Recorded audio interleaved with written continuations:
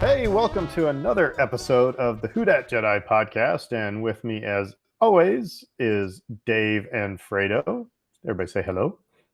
Hello. Hi. And I'm Aaron, by the way. And, it's funny, when we started this podcast at this time of day, it was always really dark. And it's now still bright and sunshiny outside. I want to go outside and play. I don't know.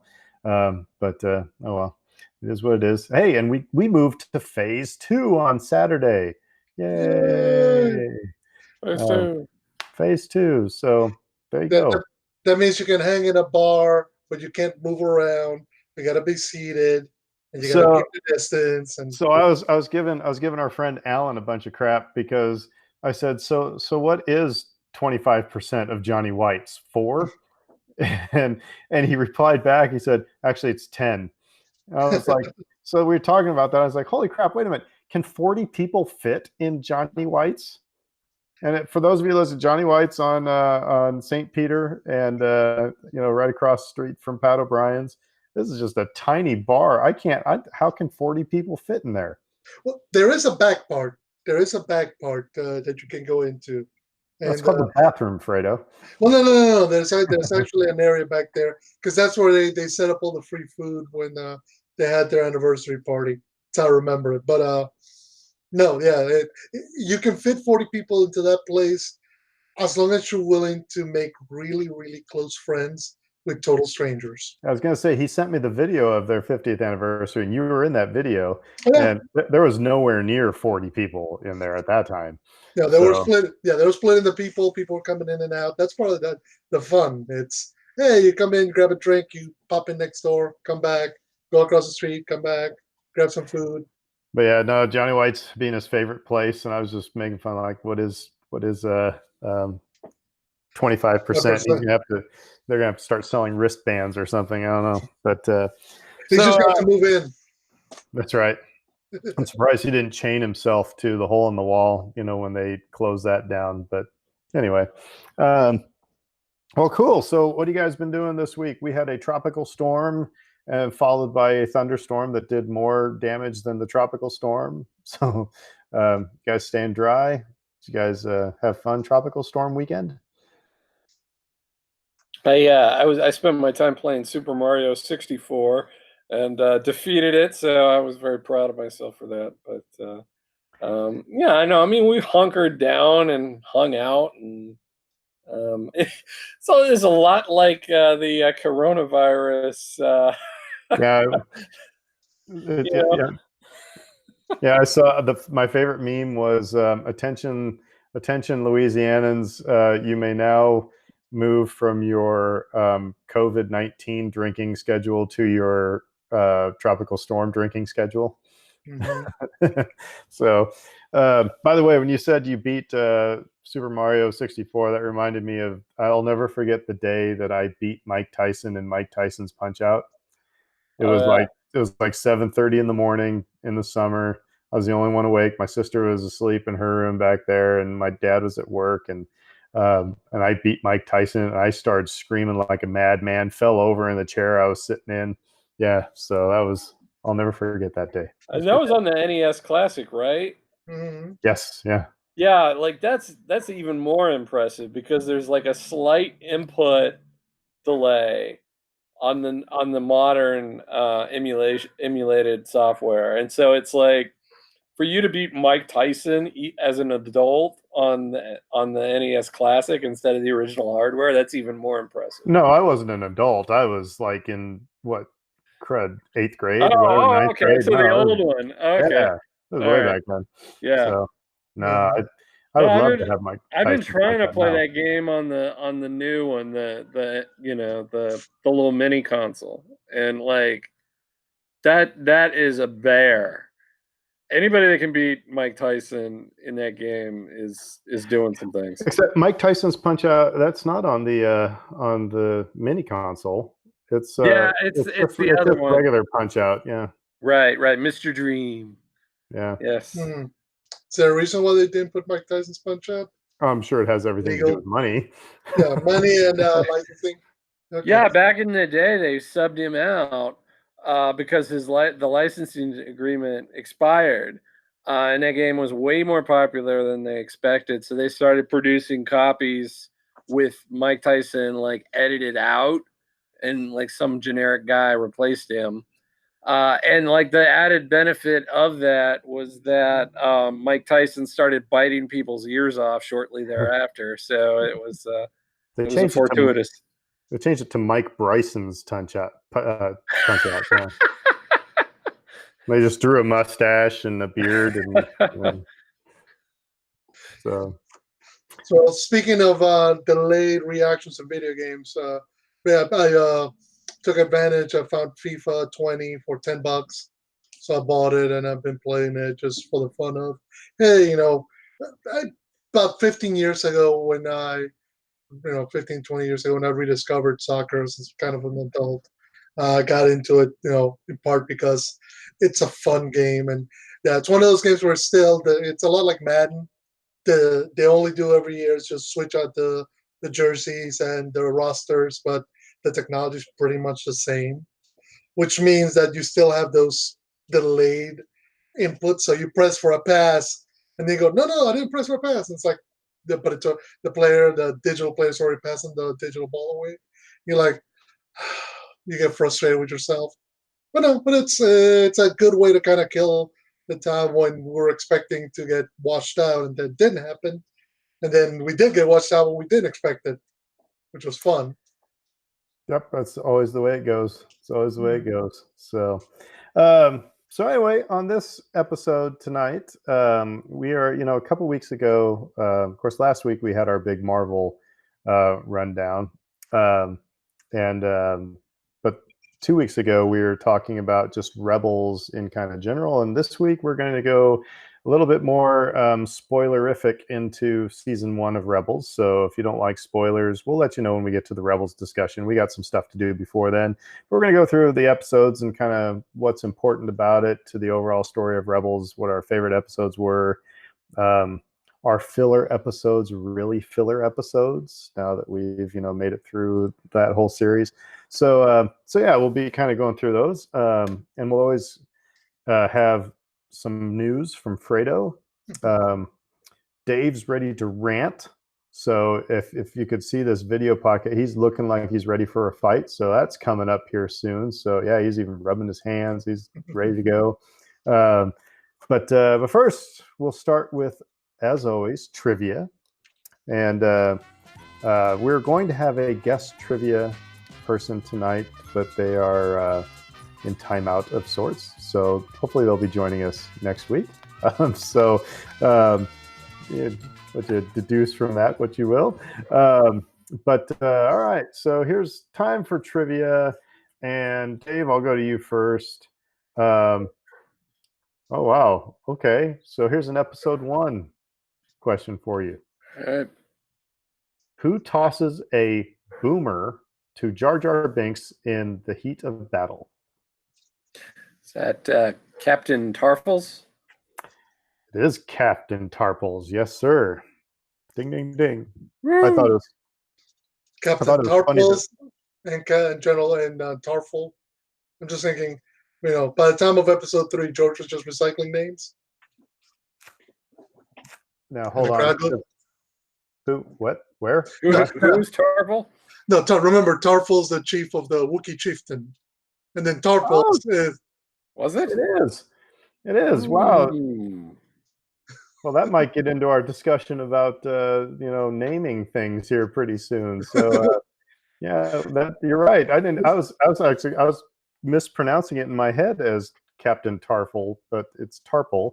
Yes, you're right. And the Wookiee is Tarful. Yeah. But by episode 3, George was just like, "Look, just call it this. Let's go. Let's get this done." Have you guys seen the meme where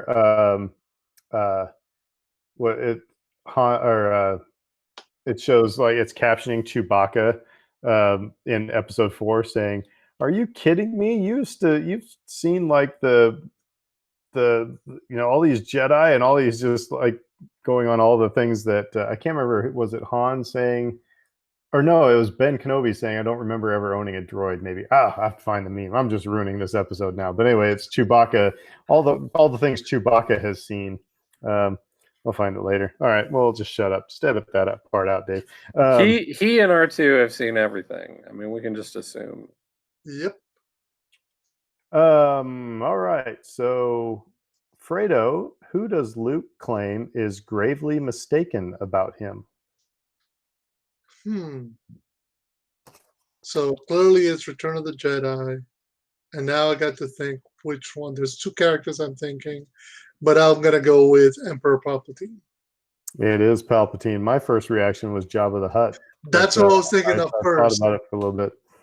So, all right. Well, who determines that the Hoth probe droid's transmissions were probably an Imperial code? Well, I'll wait for our listeners, but ding, ding, ding. That was C-3PO. Yes, it is C-3PO. Because it says it's fluent in over 6 million forms of communication, and that one's not used by the Alliance. Did he not say it might be an Imperial code? He did say it might be an Imperial code, yes. Yeah. So, all right, well, there's our trivia. All right, well, let's shoot it over to Fredo with news. What do we got going on this week? Not as many, obviously, as some weeks past, but there's a couple of decent ones, interesting ones. We'll start with the most recent, which you giddily sent to us, was Empire 40 is having a celebration with a certain point of view. So coming this Monday, we're going to get there was a book anthology that came out called From a Certain Point of View, which kind of looked at events in the original trilogy from different characters' points of view. Now we're going to get another one called From a Certain Point of View, The Empire Strikes Back, which will feature 40 stories by 40 authors, reimagining classic sequel through the eyes of background characters, whether those are heroes, villains, droids, or creatures. So all the authors have donated their compensation to First Book, which is a nonprofit to provide new books and learning materials to children in need. And we're supposed to expect, like I said, the big reveal is going to be this Monday, June the 16th, regarding what it'll entail and how all the authors. Monday is June 15th. I know that because it's my anniversary. Actually, Monday is June 5th. Yeah, Monday, June 15th. Yeah. So they're Tuesday, June 16th. And it's good that you know your anniversary. Yes.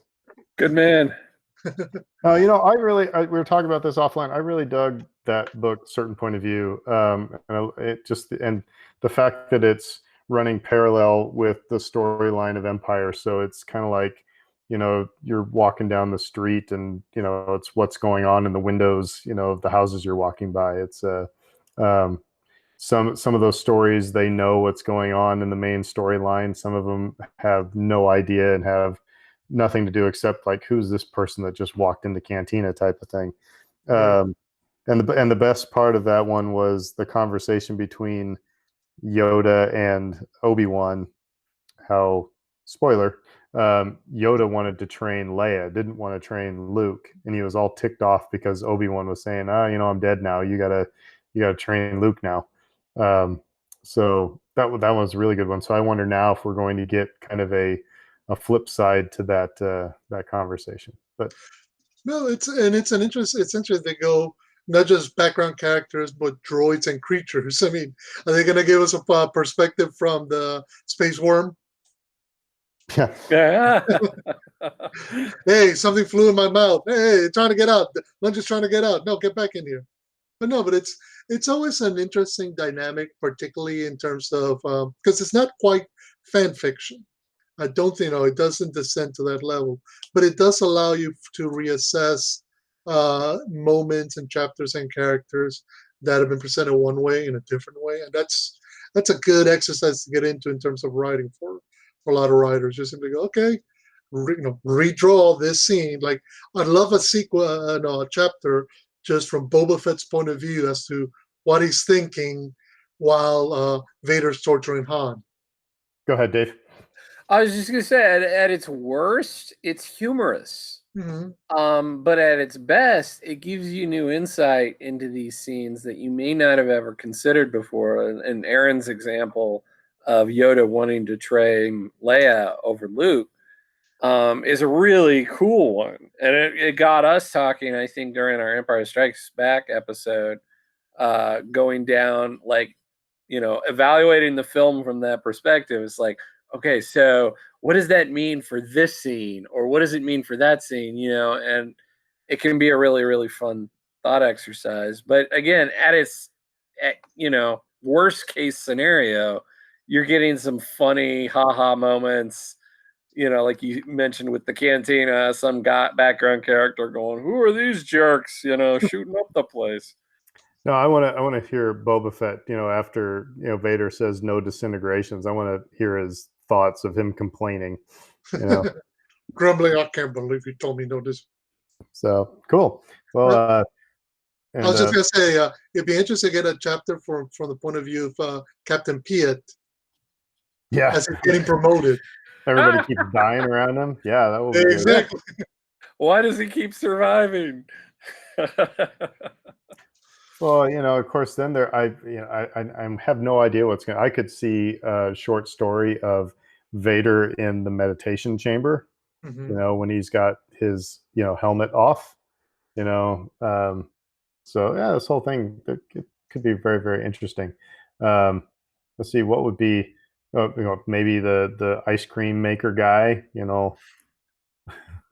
running through the saving his safe, because now we know that the ice cream maker is a safe. At least that's what they use it in the Mandalorian. So the first book, it came out before the sequel trilogy, right? Or thereabouts. In the middle of, okay. I believe. I was going to say there's probably a lot more new material for them to mine. Well, this one's specifically designed to be all about Empire. Okay. So yeah, it's all about Empire. It follows same type of deal. Yeah. Which is interesting to go in that way. Okay. So next bit of news, and to kind of keep it both light and shocking, so get ready for the shocking stinger. One of the Mandalorian's second unit directors revealed that he knows the real name of Baby Yoda.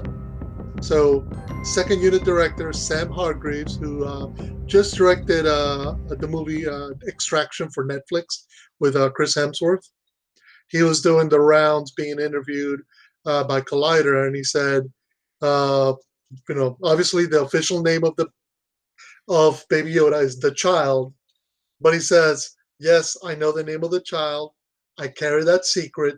It's a very heavy burden. Obviously, everybody immediately started going like, no, his name is Baby Yoda. We're trying to guess. And he said, look, I can't reveal anything. I'm not going to say anything, because obviously he'd be hunted down by Disney's, commando teams for daring to break secrets such like that ahead of schedule. So I have two thoughts on this. One is, there's part of me that's thinking about when I was a kid, and mom and dad would be gone, and my sister and brother and I would be watching after ourselves, and my sister would do something like hit me or something. I was, I'm going to tell mom. She said, I'm going to tell mom what you did. Well, I didn't do nothing. What did I do? You know what you did. All right, well, I won't tell if you won't. So my sister obviously making this crap up, so I would not tell on her. Okay, I think one thought is that he's making this up. And he's just, he's just playing with people. Yeah, I know what the name is, because my second thought is I don't want Baby Yoda to have a name. I mean, I don't. It's just I don't see a benefit to it. Right. I mean, it's like and then of course it gets into what is Baby Yoda's name, and I think we're going to have like a poll or something. The best, do this on Twitter. The best idea gets mentioned on the podcast, but because we know Yoda and we know Yaddle, those are and so is this going to be another Y name? I don't know, but I don't want him to have a name, but I don't know. Well, you gotta figure from a logistical standpoint, the Mandalorian, Din Djarin, has to be able to call him something. You can't just simply go you. Hey, that starts with a Y, Y-O-U, you. But he's got to have a name for him or her. Again, so far we know nothing about Baby Yoda beyond it's adorable and he likes frogs and he likes soup. They've used the male pronoun in the show a couple times, so But I mean, I don't know.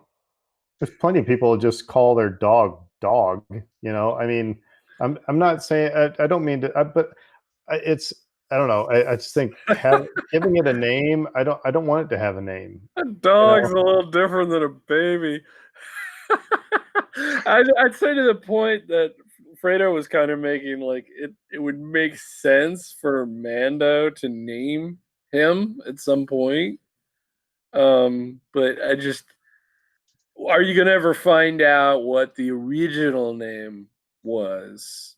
What the background story? Yeah, the background story, because that's where there's ground to, till for this information. It's like, oh wow, what's the background of where this baby comes from, and well, I all will this. bet I'll bet $10 then that it starts with a Y and it has 2 syllables in it, because Lucasfilm is not good at naming things originally. We talked about that earlier. We just said that, right? Yeah. They should ask Pedro Pascal what he would name the child, because the Mando is really going to be the one who names the kid at some point. Right. But no, it's an interesting idea, and look, maybe all it means is that they give him some sort of code name, and that's what's going to be revealed. It can mean any number of things. I found it amusing that all of a sudden it nearly breaks the internet. So, speaking of breaking the internet, one more bit of news. Be McClunky. That's what the name's going to be. It ends in a Y. So, that would work well for us. McClunky. Yep. So one more bit of Baby Yoda and Mandalorian news. So Lucas, let's see. I'm trying to find. There's supposed to be a spin-off for Daisy Ridley's Rey in the works. According to, I'm trying to find the source for this. But the development moves forward fast enough. The project will be more than capable of taking on. They're looking to release it in 2022, 2024, and 2026. So again, keeping to the every other year dynamic. Now, remember, they still have Taika Waititi's spin-off somewhere out there in the ether, Rian Johnson's proposed trilogy somewhere out there. So they still have a lot of kind of irons in the pot, so to speak, without any concrete news yet. So there's supposed to be a Rey trilogy follow-up that's not going to be numbered, just going to be about Rey. And the studio is planning on having Luke Skywalker involved with it, whether or not Mark Hamill comes back to it. Because again, remember the big story was about how Episode 9 was the end of the journey for Mark. But then the other intel that we got discovered, which is where we're getting this from, is that Mando and Baby Yoda would take part in this trilogy in some kind of way. So this would be set 25. 20 Mando's stories take place 25 years before The Force Awakens.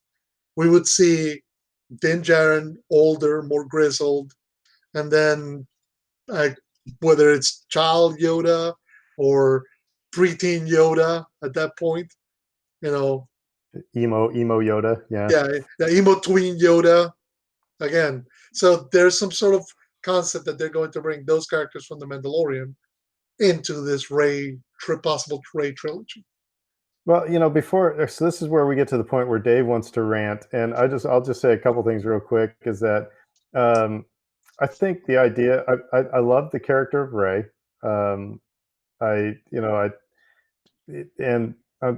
Obviously the stories, the obvious story would be the creation of a new generation of Jedi. Mm-hmm. And what that. So, okay, sure. But like I said, when I first heard this, so I don't. So I think I said what I'm saying is I don't know if I'm really excited about that as a possibility for a movie. I still would like to see the origins of the Jedi, the origins of the Sith. I'd still like to go back that way. But Rey is a great character. It's there's obviously marketing things when Disney's looking at, we got Galaxy's Edge and we got this character walking around that now nobody's really going to know, 5 years from now. So we got to have a movie about it. So there's the cynical side of me that says that. But this Mando and Baby Yoda is now it's starting to feel like Scooby-Doo episodes where Batman and Robin show up. But I flippantly said in our conversation on Twitter was sounds like a Marvel movie because there I am watching Thor Ragnarok and all of a sudden here comes Hulk, or I'm watching Ant-Man and all of a sudden there's Falcon, or it's like, so is Star Wars trying to do more Marvel stuff like this? Both Disney partners, so Yeah, I don't know, but Dave? Yeah, no. So I got immediately agitated over this because it felt the same way to me that it does to you, which is like it feels very Marvel-ish, right? Which is like, let's cross over this movie so that we can promote this other movie. And they do it very well in the MCU as a general rule. Sometimes it feels a little out of place, but you move forward, you move past it, and it's fine. Where I have a problem with this and where it just begins to break down for me in Star Wars is that they can't pick a timeline. And they're just constantly hopping around. And if you talk to people who aren't Star Wars fans, they just can't follow this stuff at all. And they get really frustrated and they just like, wait, I remember when Rogue One came out and everyone's like, wait, what happened to Rey? And what's going on with Rey during all of this? Like, it never even occurred to some people that this was pre A New Hope. And so, like, for me to like cross these characters over who currently inhabit different timelines, I feel like it's going to create more confusion for people. And not only that, it doesn't lend itself to just a natural narrative process. The thing with Marvel, and the reason they get away with jumping back in time occasionally when they do it, is because it's occasional. The first Captain. It's about every other movie.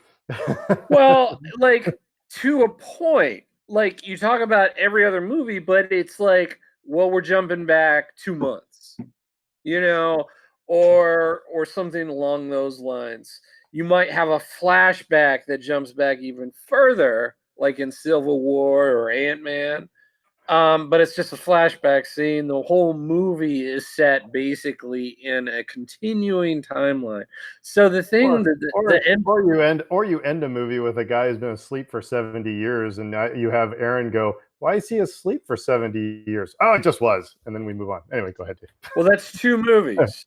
that's Captain America and that's Captain Marvel that did that.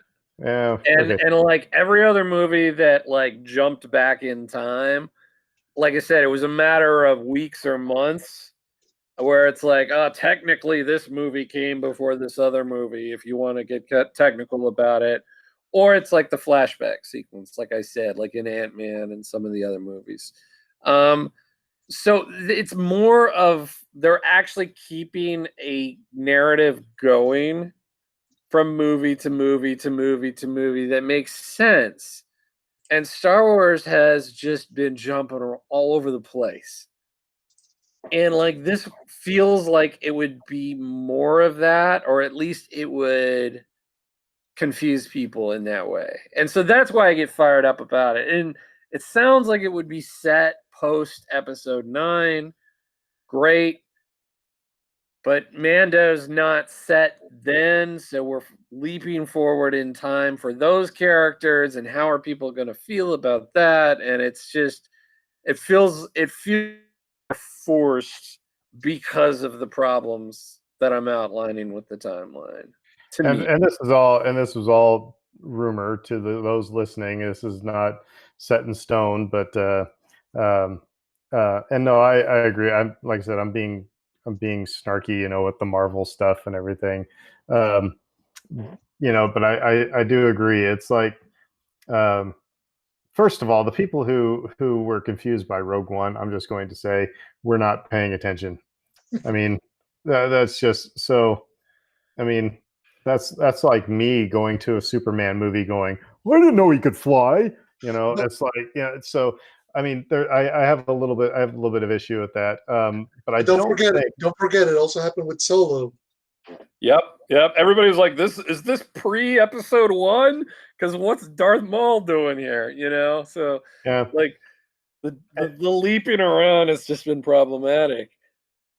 Yeah, I mean, I agree, but I mean, my God, I guess I don't think that all these movies should move in one overall sequence because it's like any nonfiction book or any history book. It's like you don't necessarily open it up and just start from the beginning and move to the end. You're going to move from an era to era. If it's like you're reading a book about World War One, so I'm going to go now into this history book and read about World War One, and that references something that happened, in I don't know, even further back, or something. I don't know. I guess I don't have that big of a problem. I just think that I don't think Star Wars should try to get into doing the Marvel thing. I think that's the bigger thing. It's just do what you do well. Star Wars does a good job at telling good stories. Also think that Solo and Rogue One, those issues that you guys brought up, that's why they should have had a damn crawl, because you could have said it's however many years before the Battle of Yavin, and Han Solo is, running around Corellia or whatever. Not just have the blue stuff, but have a crawl and set it up so people go, okay, I know where I'm at. And so I could see a baby Yoda or adolescent Yoda or whatever being with, training with Rey, because at that point he's only going to be 75 years old. Mm-hmm. So 75, 80, thereabouts. So he's still going to be a youngling, So who else is going to train him? I I could see that happening. The thing that got me irritated was and Luke Skywalker is going to be in it, with or without Mark Hamill, and that's what I don't want Star Wars. I mean, I heard people saying that, hey, you could have post post Return of the Jedi movies, and just use Alden for Han Solo. It's like, no, you can't. I'm sorry. Harrison Ford's Han Solo. So if Mark Hamill doesn't want to do Luke Skywalker, then don't put Luke Skywalker in the friggin' movie. Ewan McGregor might want to, be Rey's new mentor, or you could get Liam Neeson probably to do something. He needs a paycheck. I don't want it to become Plan 9 from outer space, where it's like, hey, kids, it's Luke Skywalker, and it doesn't look like Luke Skywalker. It's not Luke Skywalker. So get off my lawn. Anyway, Fredo? So, yeah, two thoughts actually came to my mind as you guys talk. First of all, I don't necessarily like the idea of taking Mandalorian and Baby Yoda and putting them in a new movie trilogy with Rey. Just from the standpoint of we're seeing their story happen. We got season 1, we're gonna get season 2, we're probably gonna, we're definitely getting a season 3, and we might even get a season 4.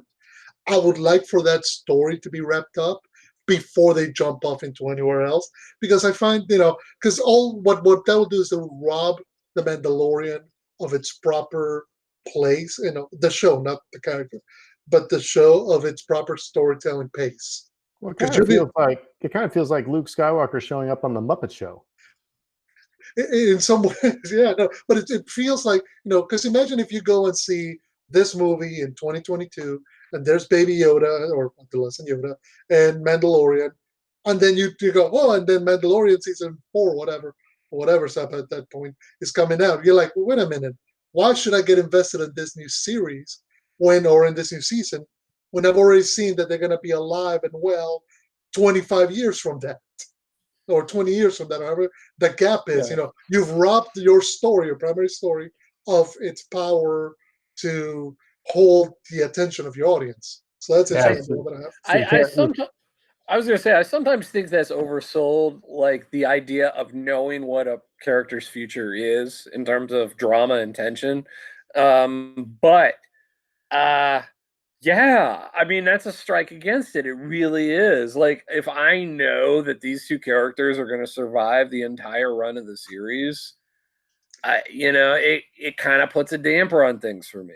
Well, that was my argument for Solo, and I got shouted down. So, but by many people, it's like, I mean, it was the same thing with, showing in the trailer Chewbacca about, oh no, he's going to get smashed by a mountain. No, he's not going to, or, the Kessel Run. But I still, and I was proven wrong, because I was like, why should I get up in arms about, I know everybody's going to make it out, and the people I don't know are going to make it out are the people who have been in any movies. And if we lose them, big deal, whatever,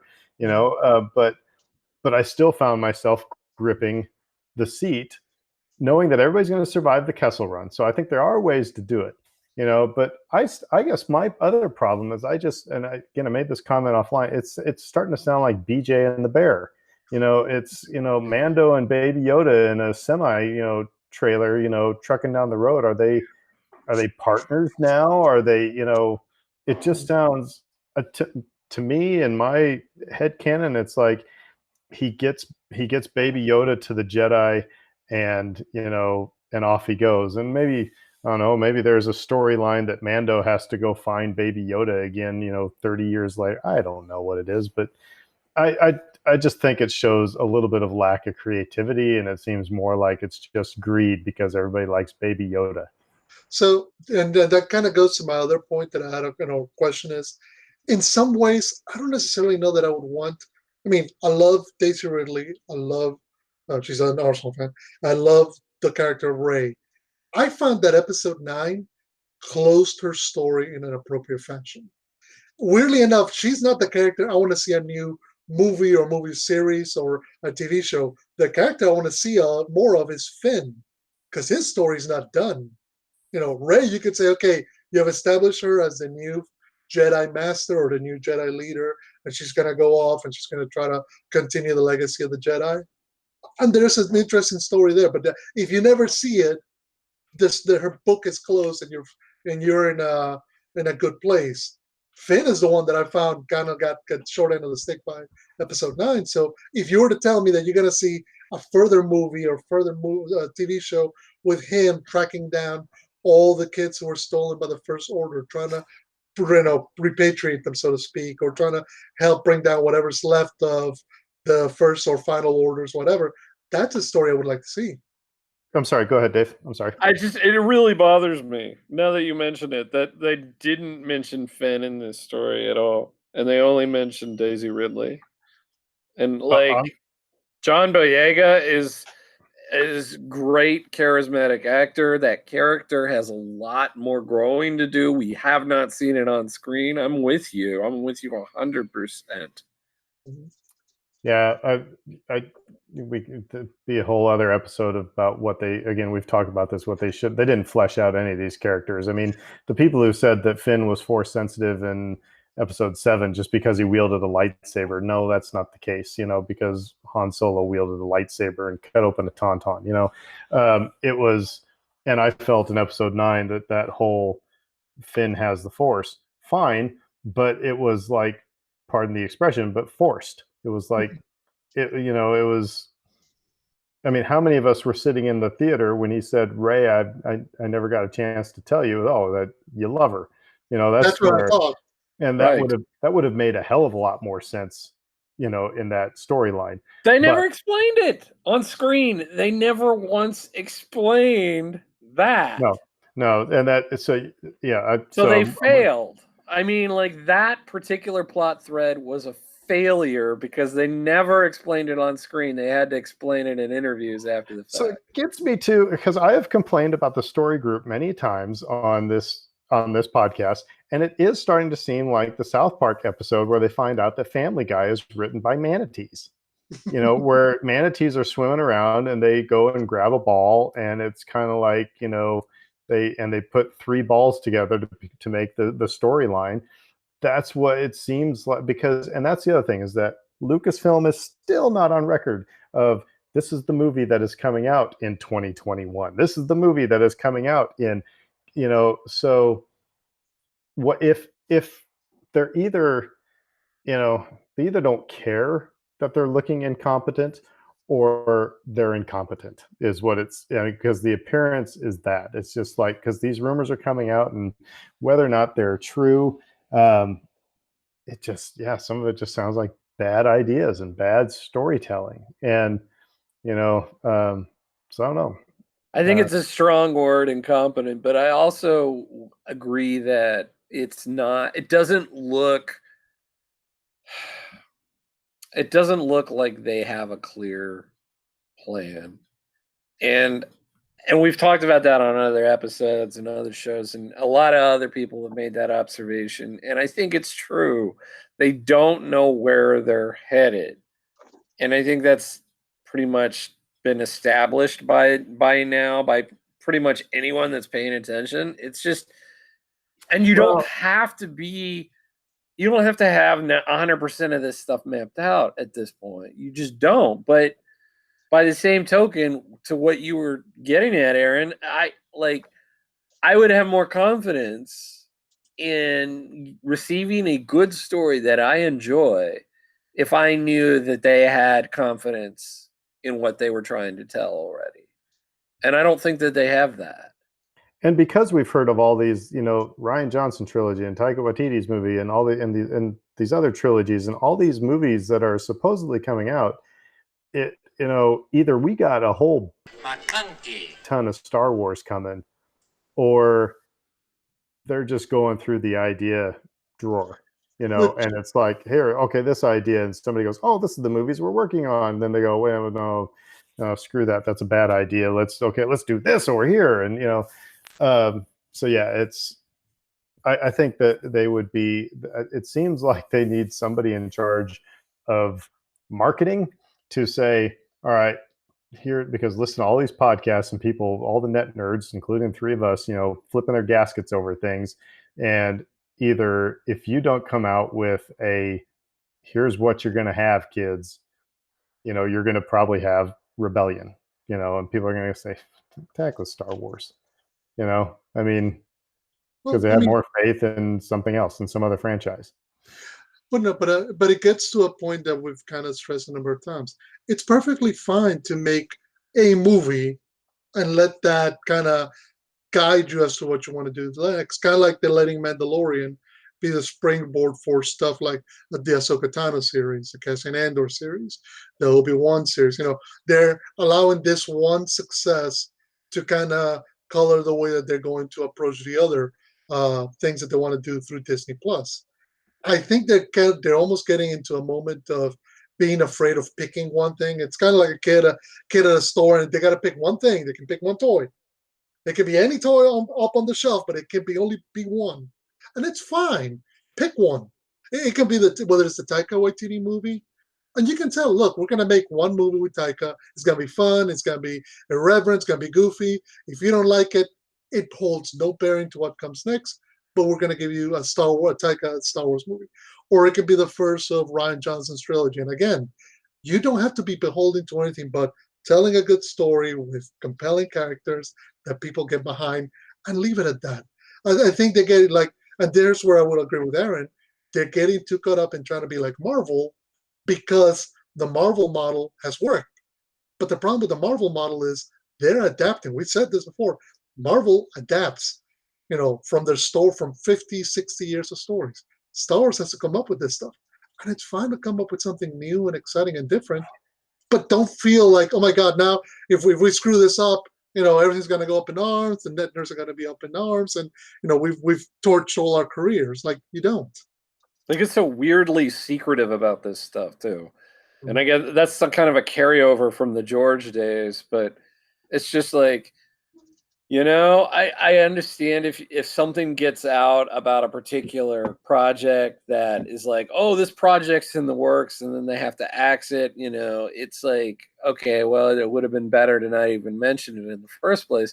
But a lot of that stuff has been confirmed. Even these projects that get axed, like Josh Trank's movie, they trumpeted it up, and so you're not really towing a good line between marketing your films in a really, really aggressive way and being super secretive at the same time. So it's like we're not even getting. They're not able to save themselves face with the way that they're approaching it right now, because they're still face planting in public view, but we're also not getting that kind of sizzle reel that we want. And like interest in Star Wars right now is really high, and I think that's borne out by what we were talking about on a previous episode, where the top streaming shows right now on all platforms are Star Wars related. So people are really interested in this stuff still, even after Episode 9, quote unquote, being kind of an ending to the saga. People are still hungry for more Star Wars. So, give them that, I would say. And like when this kind of thing trickles out, and it's like, how much of this is real, how much of it isn't. So you take everything with a grain of salt, but the nature of it starts to sound kind of weird and shaky. And you're like, wait, why are you doing this, and this? I mean, I guess I understand given the popularity of some of these characters, but I don't know how that's going to work. It doesn't sound like you would need good writing. You would need good directing. You would need this, that, and the other to make this work. It just creates just this giant gap of skepticism, I think. And like, we're all sitting here, like you said, we're the net nerds and we're here second guessing everything. But I think with good reason, because it doesn't sound good on the surface. Yeah, you can only, eventually it's got to, you got to call it. It just like, sometimes you just got to say it just sounds dumb to me. And, again, you could make the argument of why Baby Yoda would be in a Rey movie. That'd be an easy argument. Right. It would be. But Mando to be in there as well, there's no reason for that, at least no clear reason. But anyway, you got me fired up too. I didn't realize I was going to get that fired up about it. However, I think the Marvel stuff, the Marvel way of doing things could work within Star Wars, and I think, and we're going to talk about Rebels here, and they did a little bit of that with, like characters that didn't necessarily need to be in the series, but it helps, bind the galaxy together, if you will, so, but sometimes it's just like, it's a square peg round hole, so it was Darth Maul showing up in the Han Solo movie. That was like, what would have made sense would have been Boba Fett or Jabba the Hutt, but Darth Maul made everybody go, what? It's like, so anyway, well, that's enough for that. Any more news for this week? No, we'll leave it there, because that's probably as much news as we can handle. And it's never news. It's usually just all rumors, but it's kind of fun to speculate on these things. But I think we will need to find out what people think Baby Yoda's name is going to be. Like I mentioned off pod, I'm going with Gary. I don't know. It's going to be with a Y and 2 syllables. I don't know. It's probably going to be Yodel. It's going to be Yaddle and Yoda's kid. It's going to be Yodel. Yahoo, corporate branding. I think I'd prefer Gary to Yodel. His first words are going to be, oh, that's right. Anyway, all right. So do you have a guess, Dave? Do you have a funny guess for Baby Yoda's name? No, I got nothing. I mean, like you said, 2 syllables with a Y, it's a Yiddle or something. I don't know. Star Wars Underworld has already been calling Baby Yoda Yiddle for since the beginning of the Mandalorian series, so we can't steal that one. But I will say Yodel though. I'll go with Yiddish. Calling an audible here because there are so many Rebels. We're talking about maybe discussing Disney Gallery, but I think maybe we pitch that for another episode sometime, because I mean, it's been This okay. is Maybe we can just do a quick round. What are we just thinking overall? I'm liking what I'm hearing and what I'm seeing. It's not like I think the biggest surprise was the volume and what they did. Because a lot of the other stuff is stuff they've done before for Star Wars. The practical effects, the pre-screen or the pre-concept work of doing storyboards in 2D and then 3D. So a lot of that stuff kind of has been done before by Star Wars. So it's always cool to see, but there's a reason why they only give you 20, 25 minutes of it, because there's only so much they can do that's new and different. I like the format of the round table too, though, because it gets them riffing off one another, and you get to hear some interesting conversation that you may not otherwise. So I think that was really smart. And if they end up doing more of that for season 2, I'll really enjoy it. I think it'll be a good decision to bring that back. But yeah, I mean, in terms of anything specific in this time around, I mean, Yoda's practical effects. I've heard, or I mean, Baby Yoda's practical effects. I've heard that Yodel. Yiddish.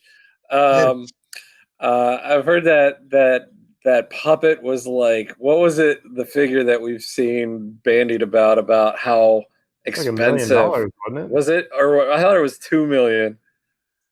I mean, it's insanity to think about that, like in terms of like how much money went into the development of that creature. I'm sure Fredo just Googled how much did Baby Yoda cost, and it said $39.99 from the Hasbro store.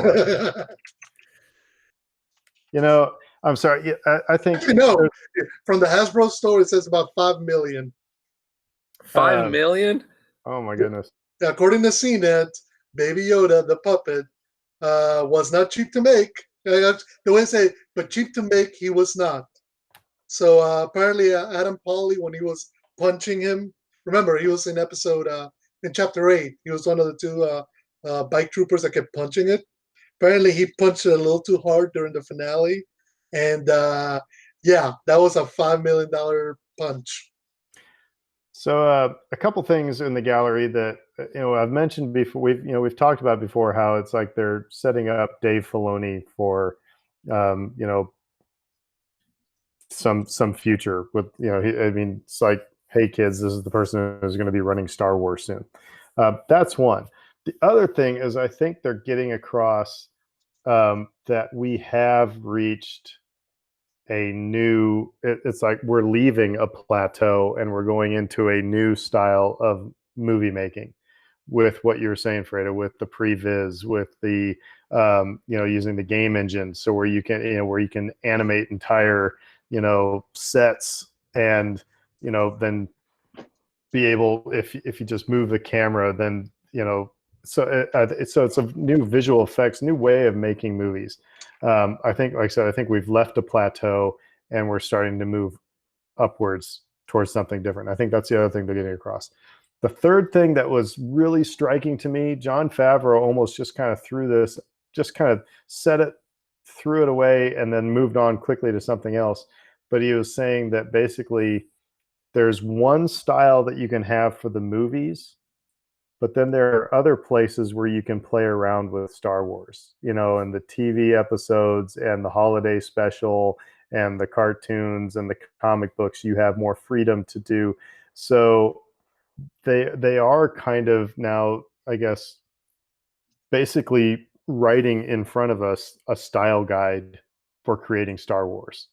It's like, if it's the movies, then here are the things you can't do, but if it's the TV series, you have more liberties. And I think that's a very interesting. So what I'm saying is, I think this whole Disney gallery thing, it's all a propaganda piece. Mm-hmm. And it's to get everybody's mindset of, so when they see the Taika Waititi, standalone movie or whatever, people like me won't freak out because it's a more irreverent Star Wars movie. So actually, it reminded me of something right quick. In that same interview that for Collider that the second unit director Sam Hargreaves did, he did mention one of the limitations of the volume was the height requirement. So, like, the scene in Chapter 3 where the Mandalorian warriors are using the jetpacks. Like, there's a height limit to that thing because it's all surrounded. So they have to be conscious of that when they were shooting. And because, you can't harness 50 feet if the roof of their set is 30. So it's interesting to consider that you have to take into consideration how, if you're going to film it, that changes your perspective from where you're filming it. Say if you want to film, somebody flying in a jetpack at distance versus close versus. So it's an interesting, and I think that's part of what's interesting about Disney Gallery is that it's showing us how this new technology is being used, how they can use video game engines, how they could use the new technology with the old stuff to kind of continue on the traditions of Star Wars. And thank you. I'm sorry, I'm going to interrupt you because that was the phrase that I was thinking of. It's like in music history, we're really in a neoclassical era because neoclassicist it was a style of 20th century composition that relied on some of the techniques of the classical era, from the 18th century. But combined with the more avant-garde stuff. And so I think they're starting to show that we're in this neoclassical, it's not as CG heavy, we're still using models, but then we got this new volume thing. And like I said, that's why I said, I think we're seeing that plateau. So it's the neoclassical movement, if you will. One of the things I talked about on one of the more recent episodes was just like how they're prevising stuff like to an obscene degree. It's like you used to see. We've all watched Empire of Dreams, where George Lucas is basically prevising his dogfights with footage from old World War II movies, right? And so they're like taking this to this whole nother level where essentially every shot is prevised. And it was incredible to see Deborah Chow's reaction in particular, because she was like super gung-ho about this stuff. And she was all about it. And you can begin to see just from that conversation that she's having at the director's roundtable why they tabbed her to do more of this kind of work going forward with the Obi-Wan series, because she gets it. And she gets it 100% and understands exactly how this has to work and has embraced this style of work. And so like that's kind of like really cool to see and also really comforting when it comes to the future success of the Obi-Wan series. Cool. Yeah. So we have another episode coming tomorrow. Tomorrow is the second to last one. So tomorrow we drop Score. So it's all going to be about the musical elements from the show. So talking about neoclassical music. So we're never going to see George Lucas holding Baby Yoda. Well, actually, I don't know. Last episode of the season is called Connections, and that one is supposed to be about Jon Favreau and Dave Filoni looking back at some of the Star Wars characters and props that made their way into Mandalorian. They also take a moment to showcase the 501st. So they may have George pop in for that one. Yeah. Okay. Well, we'll keep watching. I've been enjoying it. I always like behind the scenes, stuff. So this has been really cool. Cool. Well, hey, let's talk Rebels. And Rebels has been done for 2 years now, and if you still don't want to be spoiled by anything, stop listening now. But otherwise, we're gonna go through season 1. Not going to talk about the shorts. You can see the short little blips that they have on Disney Plus if you want to. We're just going to start with with the season proper. We're going to go through each episode, give a brief synopsis of what that episode is, and then just kind of if there's something we want to talk about, anything that kind of just clicks with us, we'll discuss it that way. But so the first one First episode, and it was actually 2 episodes, so it was almost a full hour. But it's called Spark of the Rebellion, and I'll just start reading from a little synopsis here. It says, street thief Ezra Bridger is an orphan on Lothal, an Outer Rim world. He interferes with the theft of blaster rifles from the Empire by 3 ghost crew members, Kanan Jarrus, Sabine Wren, and Zeb Aurelius. Ezra ends up stuck with the crew while making their getaway and meets Hera and Chopper at that point. And while it gets on, I won't give the whole story away, but at one point we find out, if you hadn't read the comic books, but we find out, that Kanan is actually a former Jedi, because he draws out his lightsaber at the end. We're also introduced kind of what you feel is going to be the chief villain in this series, and that is Agent Kallus. So I don't know. That's kind of the get-go of the first 2 episodes. When you guys first saw this episode, what was your gut reactions? I think in part it felt very much like a Star Wars series for young people. I won't necessarily say kids, because they have a bit of dark elements here. We've said in the past that the show gets progressively darker through it's light at the start and then gets darker towards the end, but it never quite reaches the level of Clone Wars. But what I liked about it was that it was very much approachable. You did not need to know anything about Star Wars to see this. You can just, in some ways Ezra is very much an Aladdin archetype. Street smart kid who's been on the street. They even call him a Lothrat. So yeah. I almost wanted to start singing the song, Street Rat. Well, so I will say, I've said it before, I didn't see Clone Wars, and Rebels was coming out. It's like, I'll give this a go. And my first reaction was, first of all, I was really looking forward to a series that was going to be talking basically about the birth of the rebellion, and it was going to be about rebels. I thought that was going to be really cool. And I will say, as we go through this, I think that was a little bit of bait and switch, or people maybe bought into that a little bit too much, because that's really not that's kind of the set dressing for the bigger stuff that's going on, I think. But anyway, first reactions, I enjoyed it. I liked how there is a little audible cue for the Force.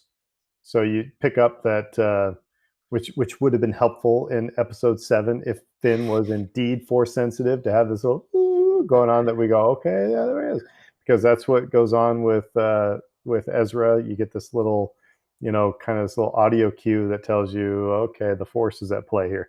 But my one thing, it was kind of like, it looked like Disney animated Star Wars. It wasn't yet. I would say when the series goes on and they start getting more space battle heavy, that looks like any Star Wars that's out there. It's great. But when you get the character faces, it looked like Disney animated coupled with Davy and Goliath. So that was kind of, so I had to get past kind of the clunky animation of it. I had to get, because the story, but otherwise the story was great. I really did enjoy the story. So Dave, what was your? Well, you got to remember the series debuted on Disney XD, which I don't even know if that network exists at this point. I'm sure it probably does, but most of us have moved on to streaming at this point. So they were trying to kind of get this kind of more teenage Disney Channel thing going. And that was kind of like where that network was positioned. And so they were like, let's put the new Star Wars series on there. I liked it a lot because the character archetypes were very easy to relate to, kind of what Alfredo was talking about. Like Ezra, you knew immediately who he was.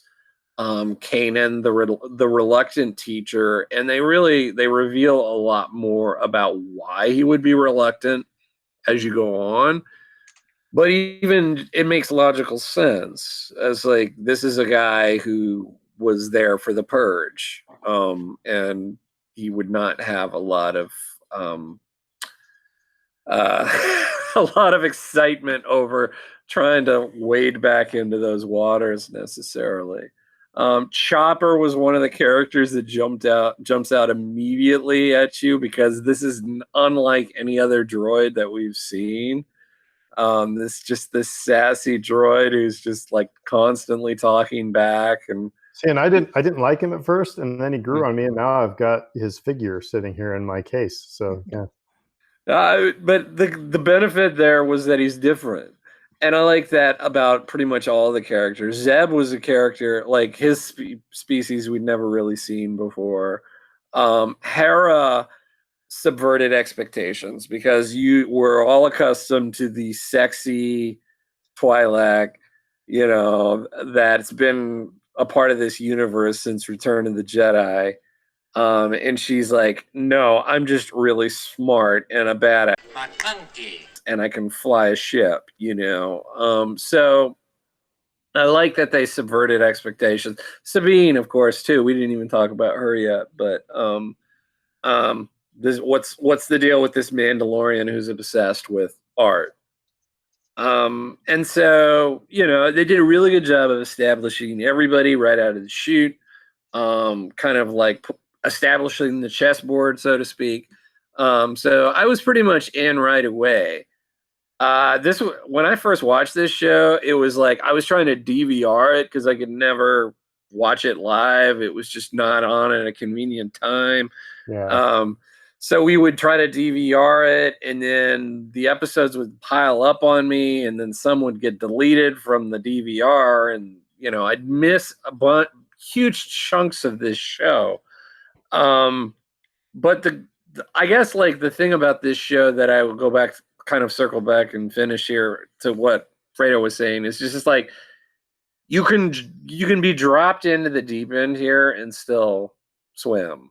It's like you understand who these people are, you understand what this universe is all about, and it all makes sense. And even if you miss, 6 episodes or whatever, you're still going to be able to kind of figure things out.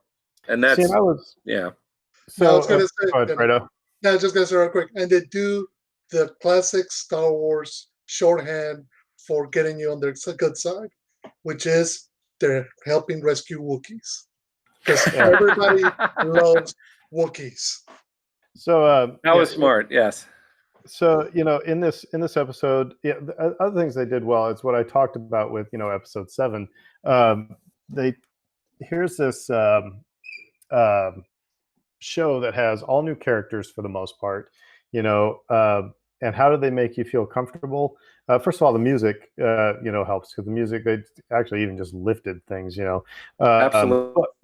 But the other ways that they do this, Ezra accidentally opens a holocron and you get the recording from Obi-Wan Kenobi. And so you see what, an animated version of episode 3, Obi-Wan Kenobi. And it's the guy who, voiced from the Clone Wars. But so you see that they're going to Kessel, so if you grew up, you always heard, the spice mines of Kessel, in episode 4. So there are things there to make you feel, okay, I know what universe I'm in. So, and you got Wookiees.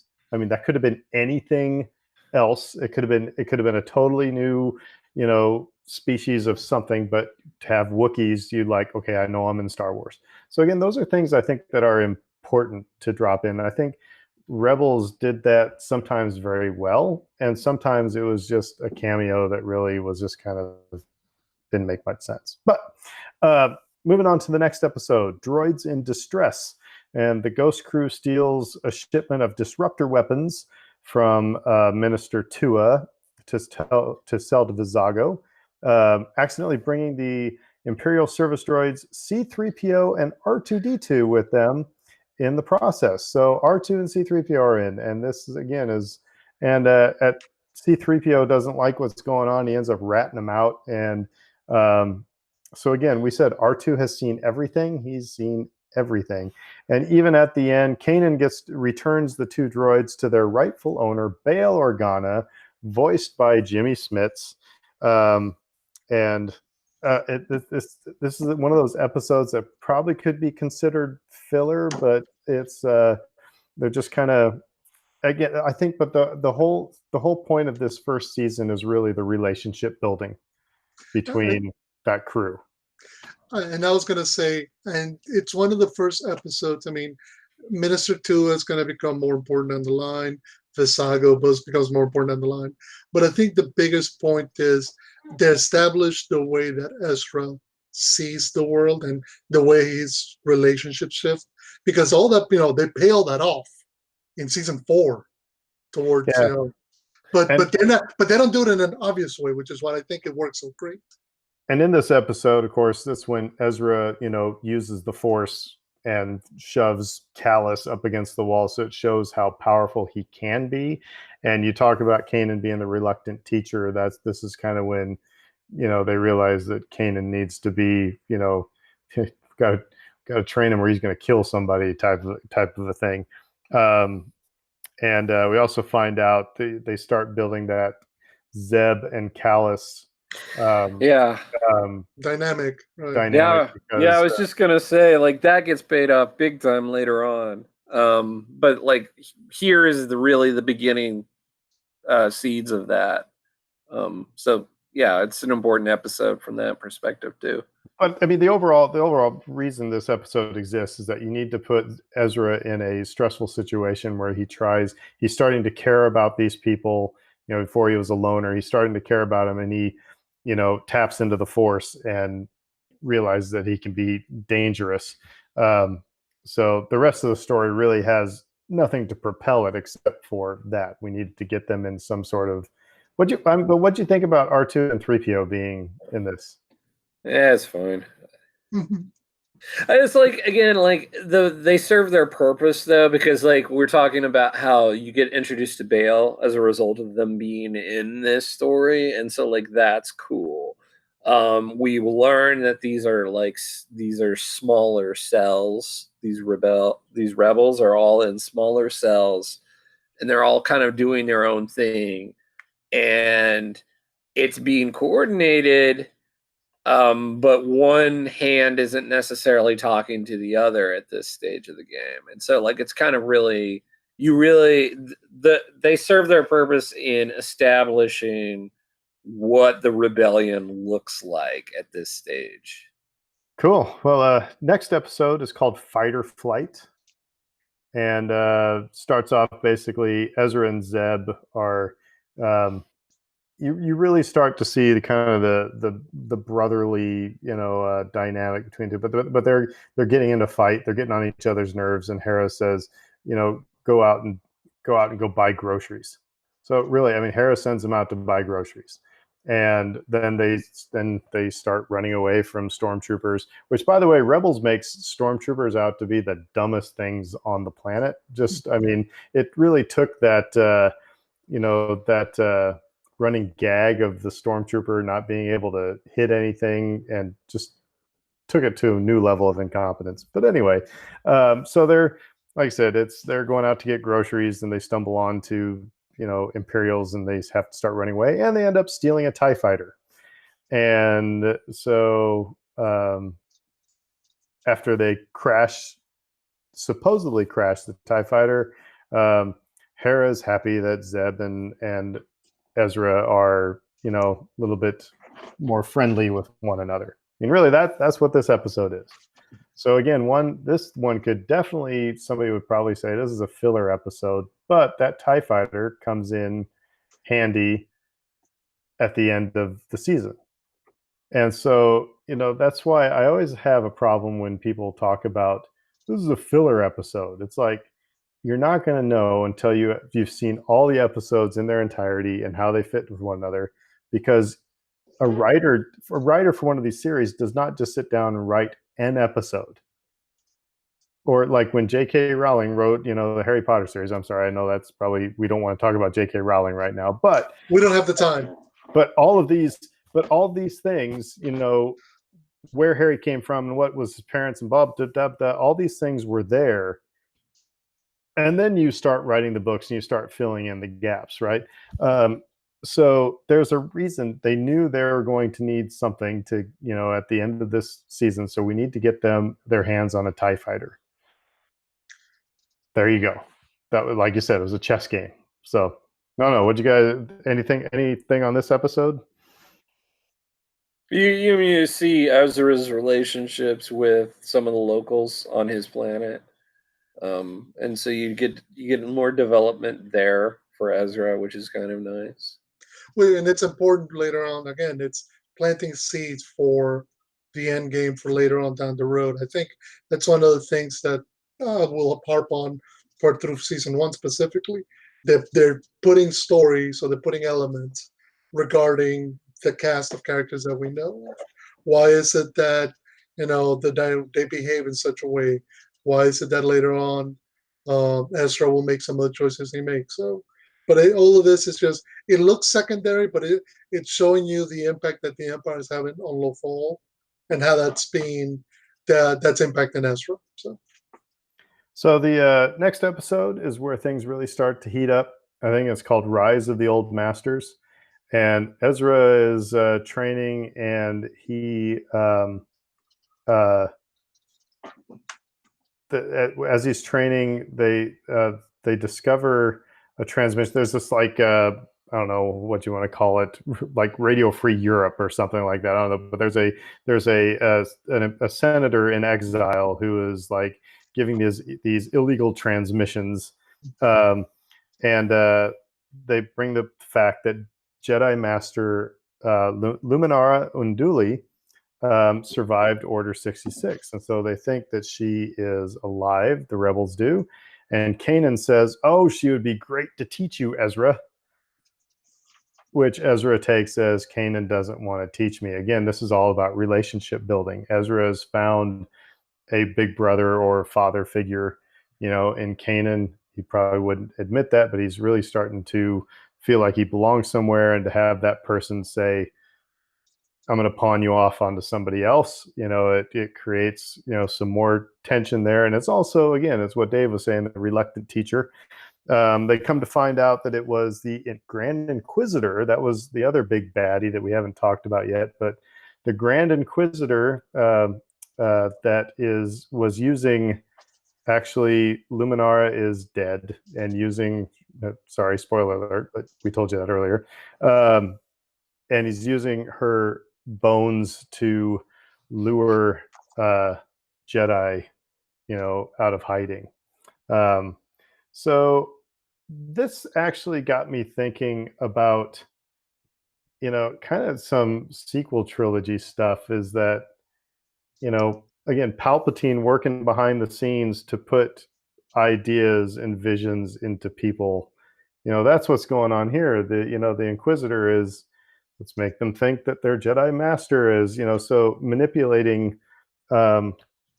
I don't know. I just think it's I saw those connections, but like I said, I thought this was where the season really started to kick into gear. So I don't know. What do you guys think of this episode? There's some horror elements here, like that we were talking about. Like, is this show appropriate for children? It's like they're using this corpse essentially to lure people to their deaths. So, like, I wanted to make that point right off the bat. Like, that's like really morbid and gross, but kind of cool. The other thing too about this episode that really stuck out at me is like, I talked about that novel Master and Apprentice. They really deal with a lot of these similar dynamics of our master and apprentice like meshing, and those feelings of being rejected that can come into play if the master is thinking about potentially moving in a different direction. So there's some parallels there. So I would say, like, if anybody like really liked this particular episode, that you should check out Master and Apprentice. Yeah, and one of the things that we should probably mention is Kanan was a Jedi Padawan. He was a young child at the moment Order 66 was unleashed upon them. So he's carrying a lot of survivor's guilt from his master sacrificing herself in order to save him. So he's got some training. He knows some ways of the Force, but his training wasn't completed. So there's a sense of he's now facing the weight of responsibility over training Ezra and recognizing that he may not be the best teacher because he doesn't have all the skills. And again, he's got all this guilt around the idea of training Ezra because of what happened to him. So in a way, the idea of Luminara being alive acts as not just a beacon for, okay, we can get a Jedi General to come in and join the rebellion, but also somebody who actually knows what she was doing can help better guide Ezra, and I could. And I like the idea of the resolution that they get at the end, because it says, look, I may not be the right teacher for you, but you're all like, I'm all you got.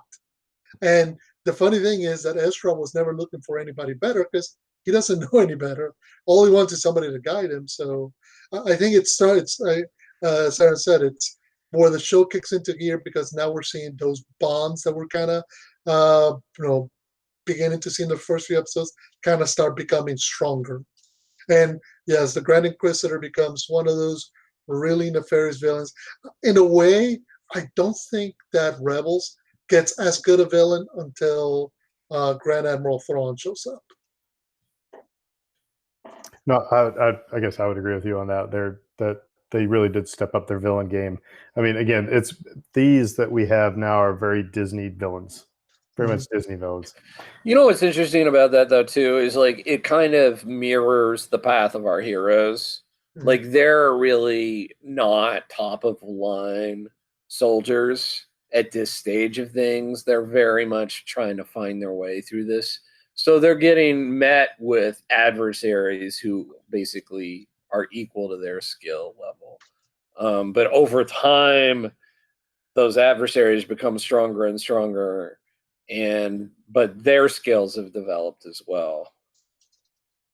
So it's good storytelling. So the next episode is another one that I remember at the time people are like, what is this one? It's called Breaking Ranks, and Ezra goes undercover in the Imperial Academy, and thanks to his Jedi training, is able to prove to be the most capable student in the class. He makes a couple friends. One, he finds out one of the kids he becomes friends with is in there only to find a sister who the Empire had kidnapped.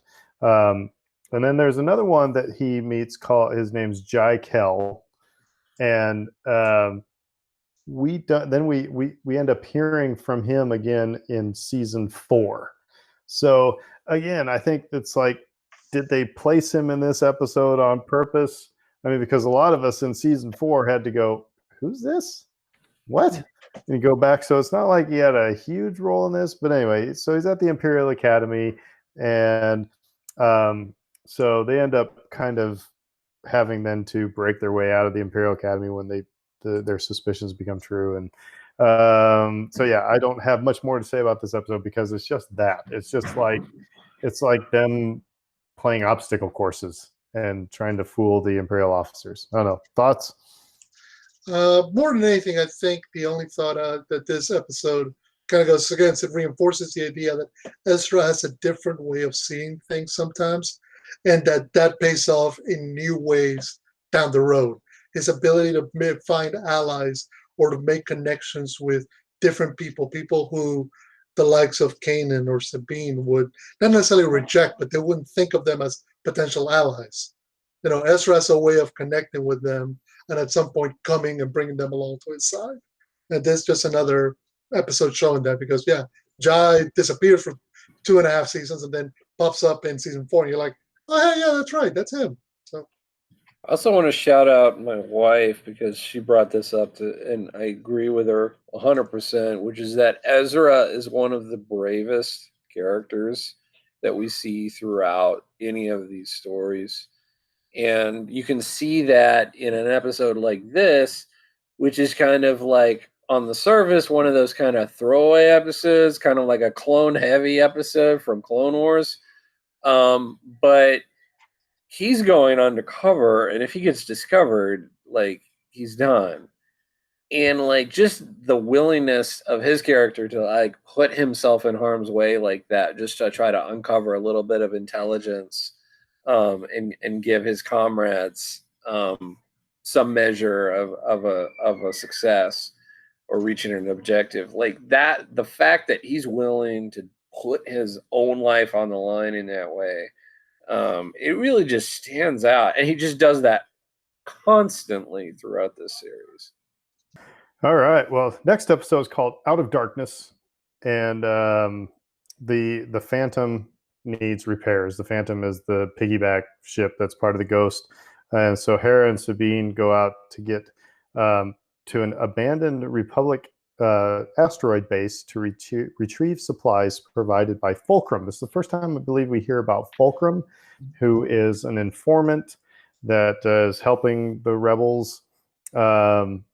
And Sabine, again, this is all about relationships, because Sabine and Hera are, forging their own relationship around trust and everything, because Sabine's wondering who's Fulcrum and what's this mission and what's going on. And Hera's like, you're on a need to know basis and you don't need to know. And and she's like, well, why don't you trust me? And so it's very much this mother-daughter, kind of fight that's going on. Again, this season is all about relationships. And you see, Sabine, Sabine was one of my favorite characters. She was a Mandalorian, obviously very hot-headed, very capable. But, there are times her immaturity, shows. But anyway, they have to fight like a bunch of beasts that, when it's come out when it's shady, so if there's sunlight, then they're safe. If there's not, then they come out and attack. But they eventually get saved by the Ghost, and Sabine and Hera work things out. So anyway, Out of Darkness. What do you guys think or remember of this? They pay this show off in a future episode, and we don't have to wait long for that. So yeah. I like that about it a lot. But it is, I don't have much else to say beyond that. They lay the seeds here, and they pay them off later. Yeah, I guess I'll just add, in regards to the relationships, there's a reason why Hera's on treating everybody on a needs-to-know basis, and there's a reason why Sabine questions things, and those pop up later on down the road. But it's interesting that they're making sure, even though you would think, okay, you've been riding around, flying around, completing missions against the Empire together, but they still are having to learn to trust one another. Again, it's all about the relationships, like you say, but there's a reason why one of them behaves the way they do, that when you find out, you go, well, this makes sense why they were like that. Well, I mean, we're in the first act of a larger story, and so you have to teach the audience who these people are, how they react to certain things, how they react to each other, and it's not like they've been together as a crew for all that long either. So they're still learning how to dance. It's like being in a band. It's like being at a job. So these episodes are very important. Again, if it was just going to be one season of Rebels, then you'd be going like, what the hell are we doing here? But we got time. We got time. Like you said, even though we got payoff coming off in a couple episodes, I mean, there's even more payoff to come. So next one was really kind of cool. Empire Day. We find out that Ezra was born on the day that Palpatine declared the first galactic empire. So that's so his birthday is always kind of one that he doesn't like to celebrate. And this is also the first time that we hear the Imperial March in real world and in a major key, which is annoying. Actually, Scott Colesby, who joined us last week, this is one of his things he hated the most about Solo, was the fact that you heard the Imperial March, that theme music in real life, if you will. It was being played as propaganda, and they did that in Rebels a couple times, and this was the first one. And like I said, and in a major key, which is awkward.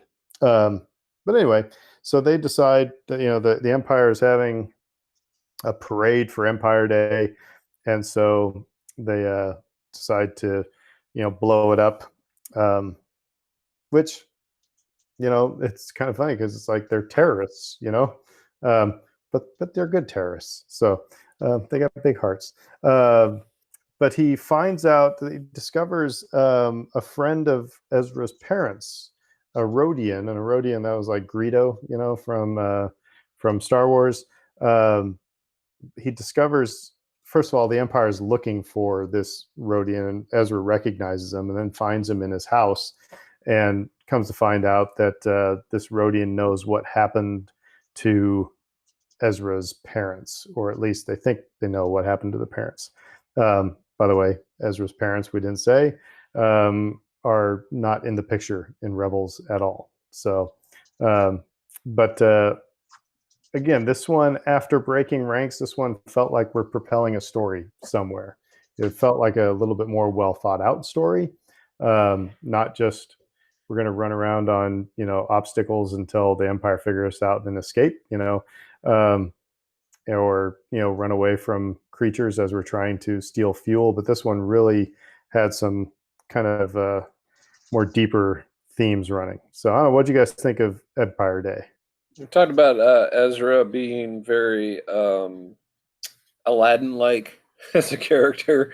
Here's where he starts to become more Harry Potter, where you begin to learn of his attachment to his parents and how that may inform his actions going forward.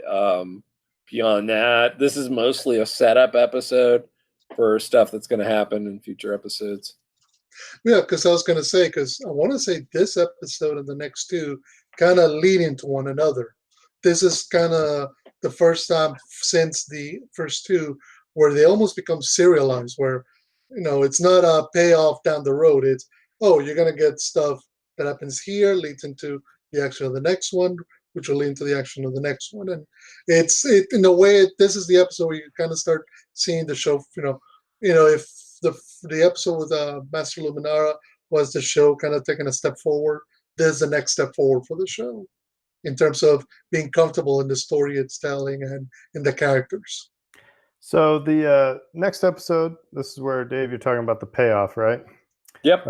It's called Gathering Forces. And by the way, the Rodian that we're just talking about, his name is, I guess we're going to say Teebo, which is also the name of an Ewok, but they added an S into the guy's name. So it's not the same, but, sorry. It's still, again, we can't come up with, original names. But anyway, all right. So learning that Teebo failed to save his parents from being abducted by the Empire, Ezra lashes out at Teebo for betraying his parents' trust. Amidst the chase, the Imperials managed to attach a homing beacon onto the hull of the Phantom, which is the piggyback car for the Ghost, which Kanan opts to detach from the Ghost in hyperspace with himself and Ezra. That's the first time we've ever seen anything like that in Star Wars, where you just kind of leave hyperspace not knowing where you are. And the two arrive at that old Republic fort that Sabine and Hera was at 2 episodes ago. And all the evil creatures start coming at him again. But this time the Inquisitor tracks him down, and there's a battle ensues, lightsaber battle. And there's also a lot of... no, that's a different episode. Sorry. But anyway, so Ezra, again, taps in this time into the dark side of the Force and gets the biggest, baddest evil creature to go after the Inquisitor, which this kind of scares the heck out of Kanan, because it shows he's susceptible to the dark side. But back on the Ghost, Sabine gives Ezra a picture of his parents that she found in his house, so that kind of builds their, starts to cement their relationship again. And so then the Ghost takes Teebo to Fulcrum, while Hera offers to relay to Ezra what Teebo knows of his parents' fate. So that's this episode. What'd you think? Well, how's it a payoff, Dave? I mean, it was good, but it set up more for the next episode. So to kind of get to your point, it was like this is where the series really starts to feel more serialized in nature. Whereas Clone Wars kind of would jump around a lot in the timeline. You're like, wait, what's going on now? And where are we? And which are these characters? This is very much telling this one small group of characters' story in sequential order. And so you're really feeling that right about now here in this episode. Yeah, two things. I mean, looking back on this episode, the first thing that kind of strikes me is the idea of they established that Ezra has this kind of deep connection to nature through the Force that exhibits itself in this connection. It's going to come back later on down to the Loth cats, the Loth wolves, other creatures that we come along, on their journey, on the character's journey. But and it comes out this way in terms of how he's able to get the creatures that are, that overran this old Republic fort base, and kind of connect with them to kind of get them to fight the Empire on their behalf, and then also showing that same idea of how he's capable of tapping into the dark side, because again, he's not, Kanan can't really teach him some things to protect himself from it, and he's still very much, given everything that he's going through with regarding his parents. Ezra's building a strong bond, familiar bond or family bond with the crew of the Ghost. So if you already lost one set of one family, you can be damn sure he's not going to lose another one. So he's going to do whatever it takes, and that could be the kind of the path for him to fall into the dark side.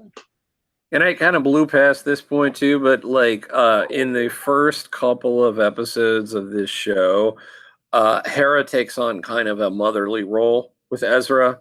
She shows him more trust and faith than pretty much any of the other characters right off the bat. And this is paid off here as well. At the end of this episode, she's trying to find out more about his parents for his benefit, because, like, again, she has kind of those maternal instincts at this point towards him. So the next episode, which was really pretty awesome, and I didn't see what happened coming.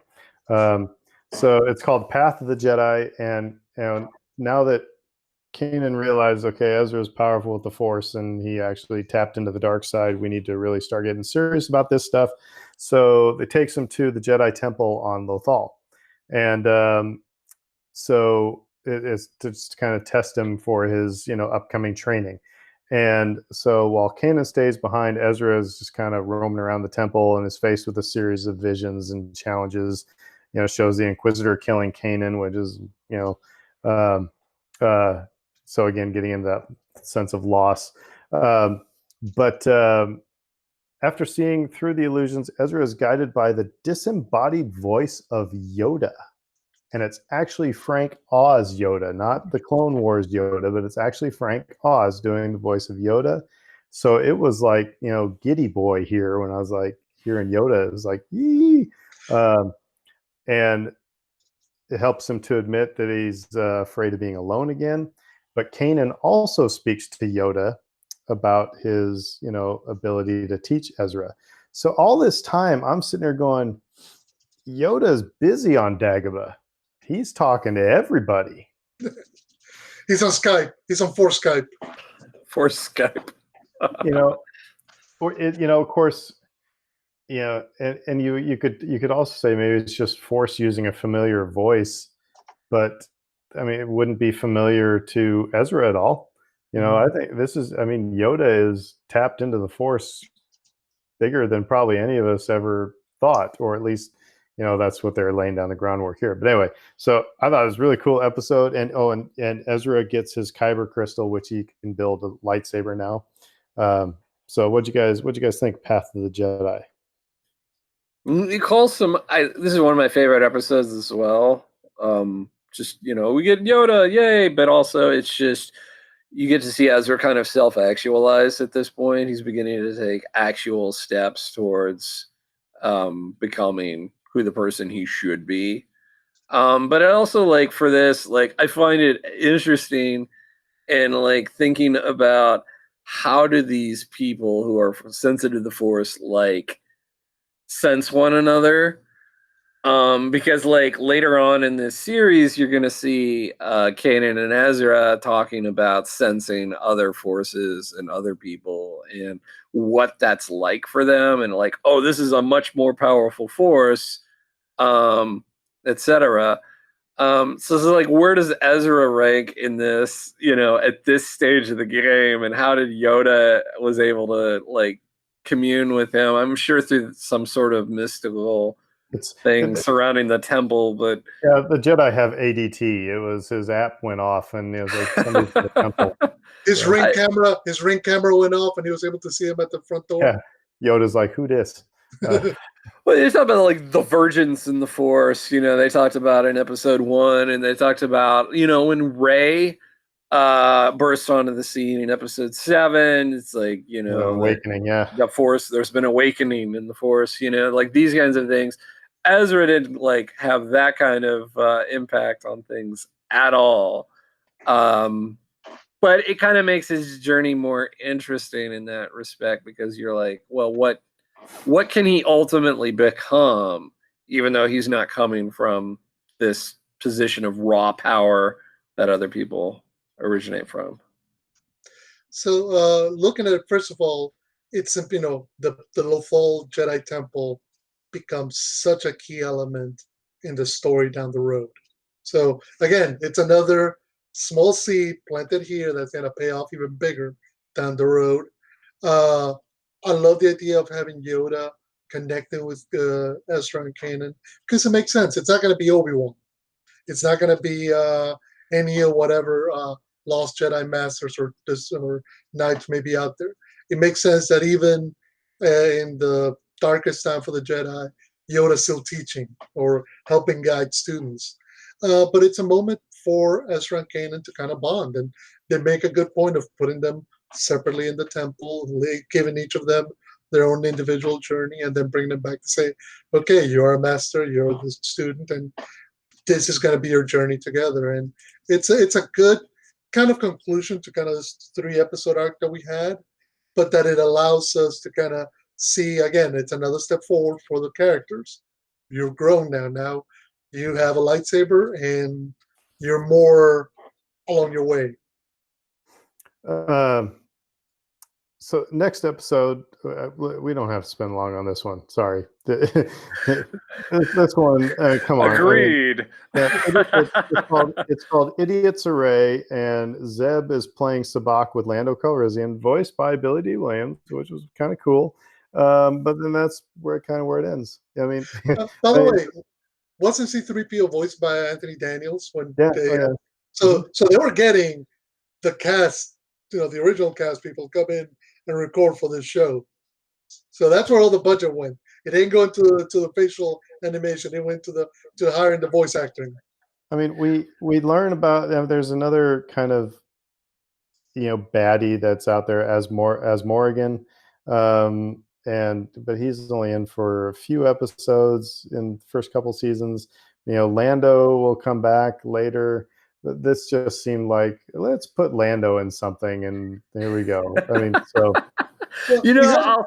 the one piece of it, the one thing I'll say to defend this particular episode, and again, it is, if we're talking filler, this is one of those episodes, but this feels like maybe some groundwork for Solo, which we saw in the second episode with the spice mines of Kessel and the Wookiees.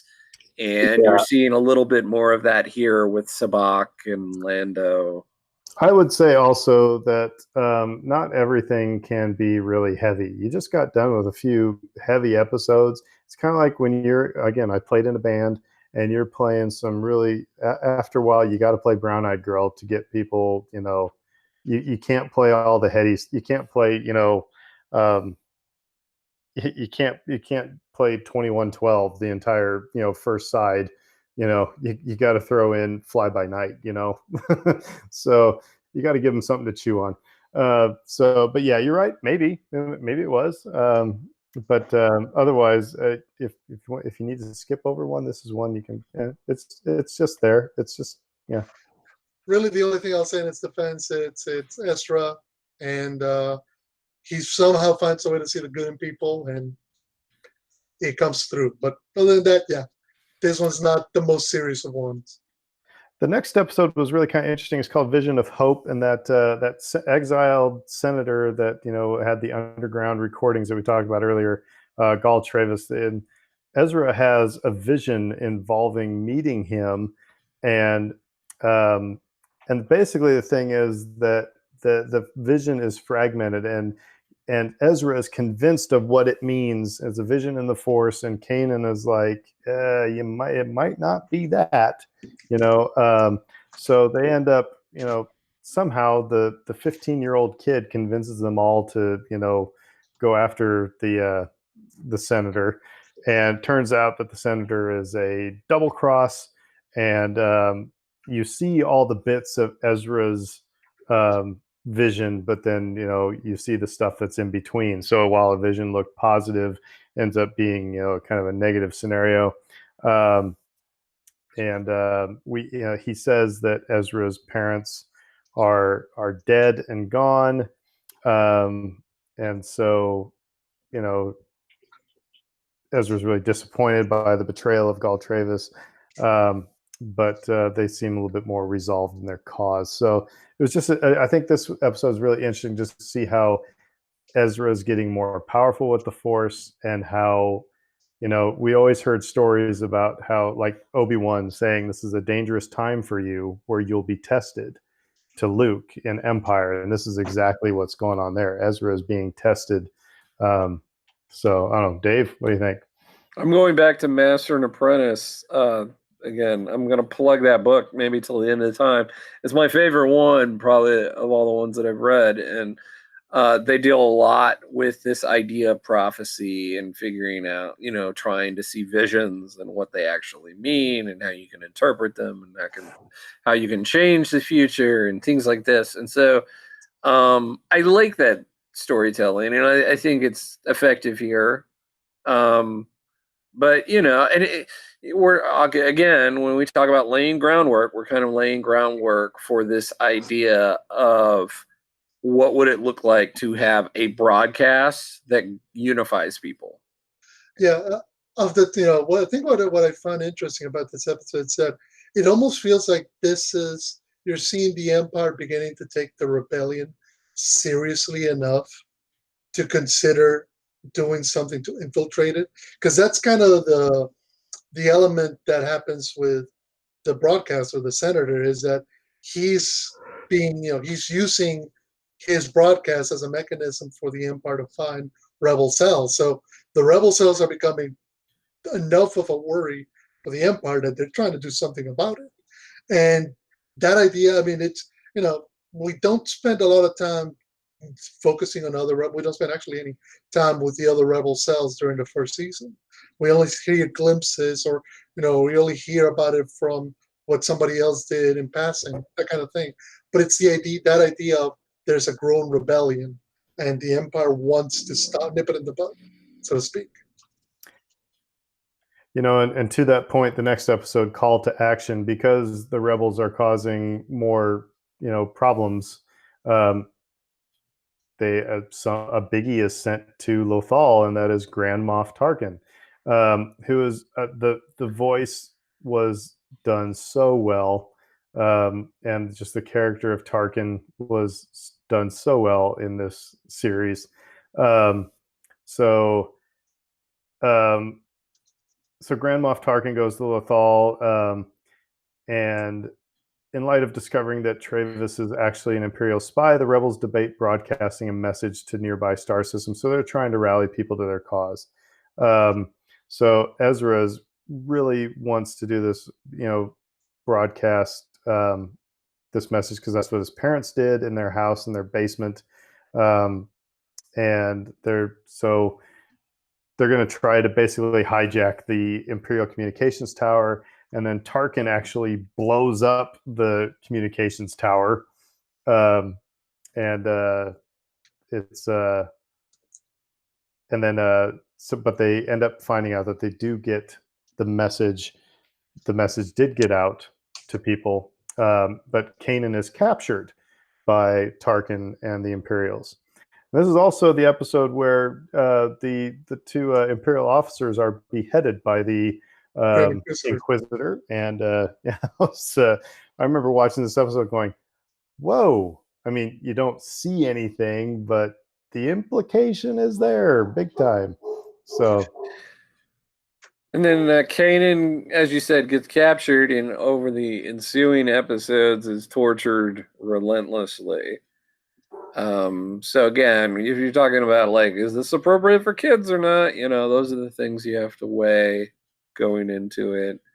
But yeah, I mean, it's welcome to see Moff Tarkin again. It's hilarious to me. Like, if you step back from it and you look at this ragtag group of like 5 people, and like all these heavy hitters like end up getting sent in after them, and they just keep rising to the challenge and just keep continually getting away, getting captured, getting away, breaking people out of prison. You know, like they keep succeeding.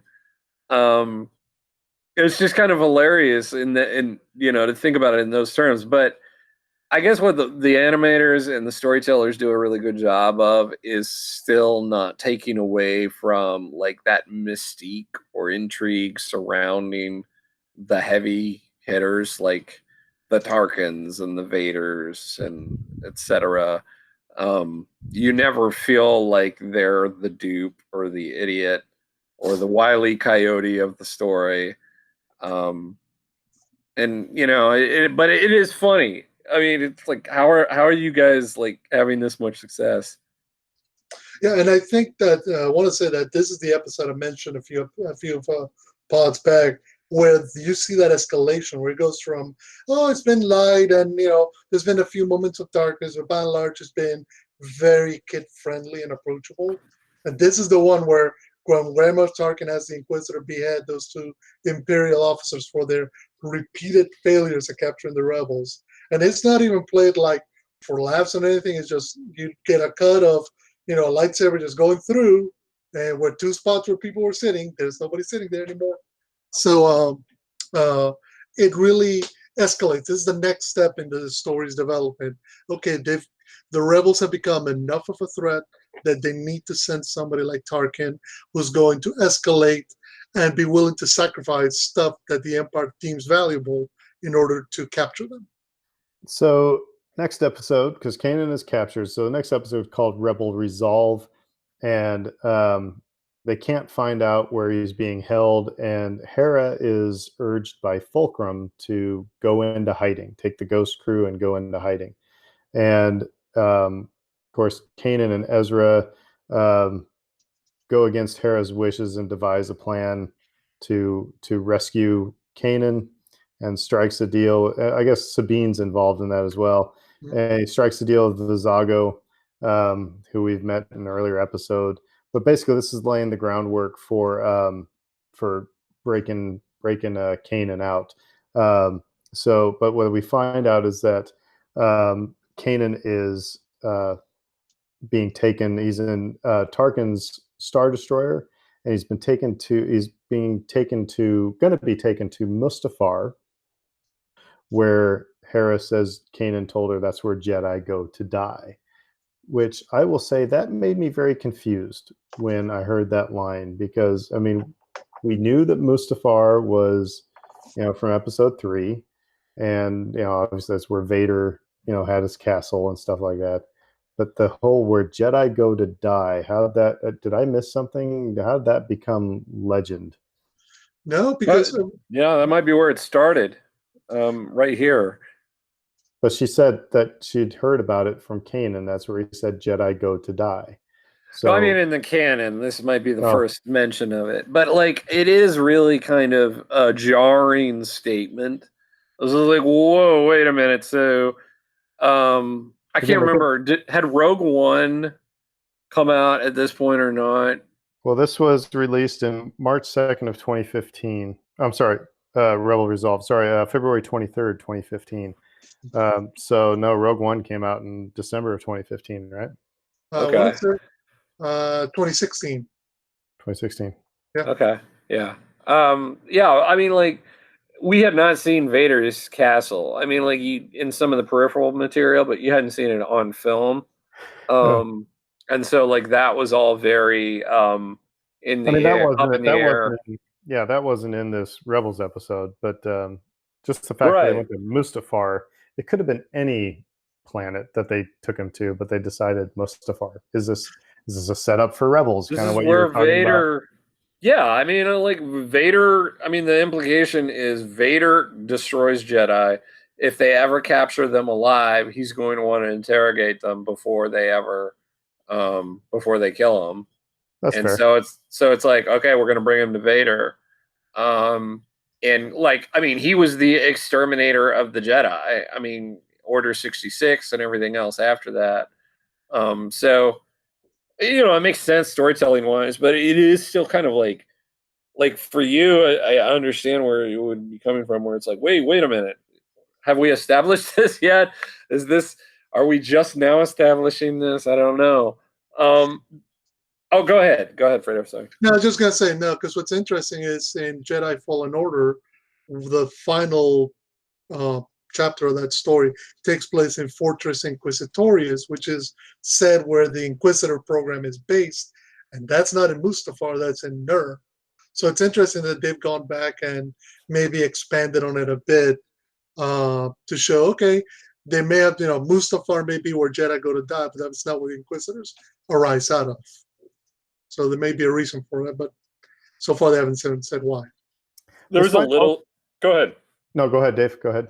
I was gonna say there's a little detail in this episode that I really liked, which was Chopper infiltrates the Empire with. They give him a paint job, and he goes in. I was just going to say the same thing. I was like, this is like the first time of many where we get Chopper a paint job. Yeah. Why didn't you just leave him painted? Why didn't you just leave him painted for good that way? Because they do it all the time. I mean, that would make sense, but maybe he likes his like rusted red coloring. I don't know. But like what was great about this was like they abducted this other droid. Yes. And he like fits in great with the crew. And everyone's like, this droid's fitting in just fine. And like so Chopper like pushes him out of an open air passage. It's just like whoop. I always loved Dave Filoni always said that Chopper was like a cat. That's the ad. He said R2 was like a dog, loyal, would always stick by you, would come through in the clutch for you. Chopper was more like a cat. He may like you today. He may not want anything to do with you tomorrow. He may taunt you today. He may stick by you tomorrow. So, way more mercurial. And by the way, so we'll get into the next one because these last two are kind of one big episode. So that was Rebel Resolve. The last one of the season is Fire Across the Galaxy, and this is they're breaking into Tarkin's Star Destroyer to rescue Kanan, and they have to use the TIE fighter that Zeb and Ezra stole way back in the second episode that Sabine has given a paint job to. And so there's a lot of, they do a good job at putting some lighthearted moments in here. And while they're all running around the Star Destroyer and the Inquisitor is torturing Kanan and questioning him, and they actually bring up Kanan's master. I can't pronounce the name right offhand, but yeah, okay. But anyway, so we're talking about Order 66 and how he escaped and all this stuff, and it's really pretty dark. But anyway, they end up breaking him out of there, and the Inquisitor and Kanan and Ezra end up having a lightsaber duel that's kind of like Episode 1, but just but not everybody's as well trained as the others. But Kanan thinks that Ezra is killed, I assume, and he said that this is one of the coolest lines. He said, That was a mistake. And the Inquisitor says, why? Because you have no one to die for you anymore. He says, no, because I have nothing to fear. And that the Jedi's biggest weakness is fear. And so, it's kind of like, Kanan really embraces himself as a Jedi at this point, I think. But what's funny here is that Chopper is supposed to be, man in the getaway car, and he flies away because Fulcrum, comes in, dials in, and Fulcrum says, who are you? And so they have this little conversation that's kind of obscure, and then Chopper flies away, and then they're all ready to leave the Star Destroyer, and the getaway car's not there. And so, but then Chopper comes in to save the day with a couple Corellian Corvettes, and they all blast their way out, and yay, everybody is safe. And we learn that Fulcrum is none other than Ahsoka Tano, which is a character I had never heard of at this point. And everybody on the internet was like, oh, it's Ahsoka Tano. And I was like, oh, that's cool. What's this about? But again, didn't lose anything from the episode and end up going forward. It was a very awesome character. But then the really cool thing was kind of the epilogue, and that's where Tarkin wasn't getting stuff done. So now it's time, and you got one of the coolest shots. You just have Vader walking down the gangplank and just is breathing, and that's it at the end of this episode. So because I've left out because Kanan defeated the Inquisitor, so now it's Vader's got to turn up the heat. So anyway, what do you guys think of the end of this season? Yeah, my kids have kind of a vague remembrance of this series. They kind of knew that Vader and Ahsoka turned up at some point, but we just finished watching Clone Wars, and so we're watching Rebels with them, and they're sort of experiencing it for the first time because, again, like they sort of have some memories of it, but not really. They don't remember many of the details at all. And so it was fun to watch this with them because they kind of, at least my oldest, predicted Ahsoka would turn up, would be Fulcrum. I think it's Ahsoka, that kind of thing. And so, like, I think even for people, longtime fans, that was something that they probably could have predicted, but it was probably still very gratifying to see. And it was the same way with the Vader reveal. You've watched 15 episodes at this point of a series that's set between episodes 3 and 4. You're thinking Vader has to be a part of this somewhere. There's no Vader, and then you get him. So just a very gratifying episode. If I can say real quick something we haven't talked about, and we'll talk about it even more when we start talking about season 2 in the coming weeks. But the design aesthetic of this series leans so much on Ralph McQuarrie. Yeah. The way what Vader looks like is like taken directly out of Ralph McQuarrie's, paintings. The angles. And drawings. Yeah, and even the landscapes and everything. I mean, they lifted stuff directly out of his work. So it's really, those are kind of deep cuts that are really kind of nerdy, but makes it very, very cool.